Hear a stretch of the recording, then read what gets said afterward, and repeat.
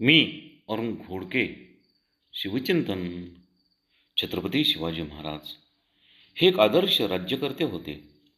त्यांच्या अंतःकरणामध्ये स्वराज्य ही केवळ राजकीय सत्ता नव्हती, तर ती एक धर्ममूल्यांनी आधारलेली राज्य व्यवस्था होती.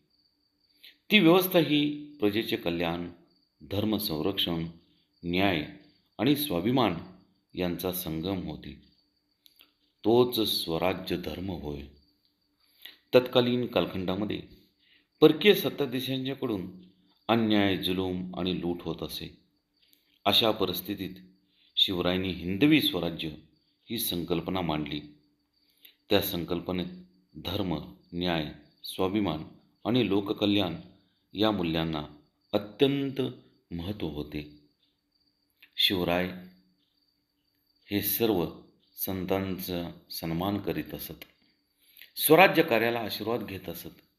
त्यामध्ये पोलादपूरचे परमानंद बाबा, पैठणचे भावदास बाबा, ब्रह्मणाळचे आनंदमूर्ती, निवडीचे विठ्ठल स्वामी, वडगावचे जयराम स्वामी, चिंचवडचे मोरया गोसावी, धामणगावचे बोदले बाबा, केळशीचे याकूत बाबा, याशिवाय पाटगावचे मौनी बाबा, संत तुकाराम महाराज, रामदास स्वामी यांचाही ते सन्मान करीत असत.